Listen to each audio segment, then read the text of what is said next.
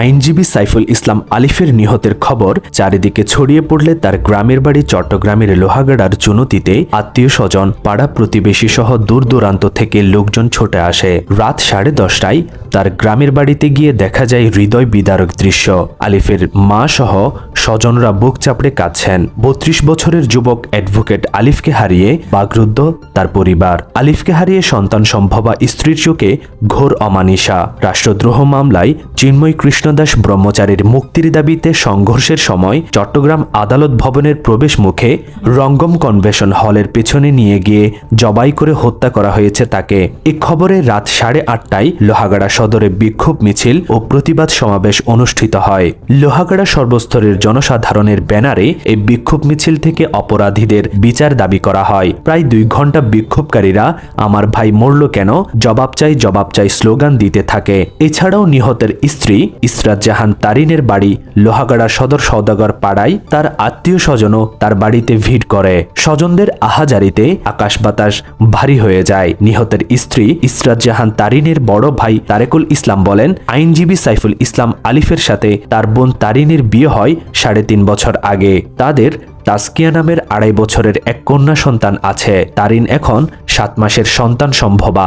স্বামীকে সন্ত্রাসীরা জবাই করে হত্যা করেছে এই খবর শোনার পর বেহুশ হয়ে গেছেন তারিন। তার ভবিষ্যৎ কি হবে, তার সন্তানদের কি হবে, সব মিলিয়ে তারিনের চোখে এখন ঘোর অমানিসা। তিনি আরো বলেন, খুনিরা আমার বোনের জামাইকে অনাগত সন্তানের মুখ দেখতে দেয়নি, নৃশংসভাবে জবাই করে হত্যা করেছে।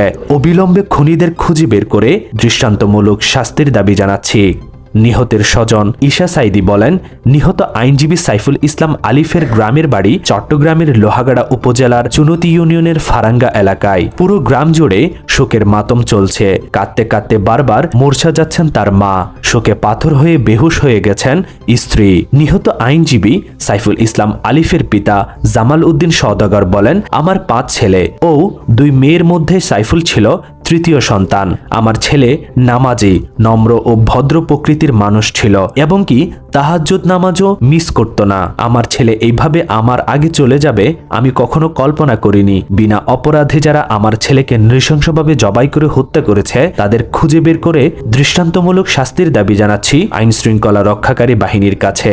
ছাত্র জীবনের তুখোড় মেধাবী সাইফুল ইসলাম আলিফ লোহাগাড়ার আধুনগর ইসলামিয়া ফাজিল মাদ্রাসা থেকে জিপিএ 5 পেয়ে দাখিল পাশ করেছিলেন। চট্টগ্রাম সরকারি কলেজ থেকে উচ্চ মাধ্যমিক পরীক্ষায় উত্তীর্ণ হন। আন্তর্জাতিক ইসলামী বিশ্ববিদ্যালয় চট্টগ্রাম IIUC থেকে LLB পাশ করে আইন পেশায় নিযুক্ত হন। সম্প্রতি তিনি চট্টগ্রাম আদালতের সহকারী পাবলিক প্রসিকিউটর হিসেবে নিয়োগ পেয়েছেন। আইনজীবী হিসেবে চট্টগ্রাম আদালতে প্র্যাকটিস করতেন তিনি। প্রতিদিনকার মতো ঘটনার সময়েও আদালতে পেশাগত দায়িত্ব পালন করেছিলেন তিনি। মঙ্গলবার মৃত্যুর কয়েক ঘন্টা আগে দুপুর 12:43 তিনি ফেস দ্য পিপলের একটি কার্ড তার ফেসবুক ওয়ালে শেয়ার দিয়েছিলেন। সেখানে লেখা ছিল, ফেসিবাদ বিরোধী সকল ছাত্র সংগঠন একসাথে হয়ে আগামী 1 সপ্তাহ জাতীয় ছাত্র সংহতি সপ্তাহ পালন করবে। 5 আগস্টের পর এই প্রথম সব ছাত্র সংগঠন পাশাপাশি দাঁড়িয়ে এই কর্মসূচি পালন করবে।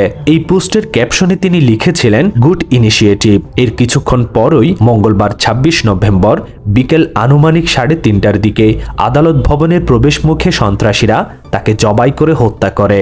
পারিবারিক সূত্রে জানা যায়, নিহত অ্যাডভোকেট সাইফুল ইসলামের নামাজে জানাজা নগরীর জমিয়তুল ফালাহ মসজিদে বুধবার সকাল 11টায় এবং গ্রামের বাড়ি চট্টগ্রামের লোহাগাড়ার চুনতিতে বাদে জোহর দ্বিতীয় দফা নামাজে জানাজা শেষে পারিবারিক কবরস্থানে দাফন করা হবে।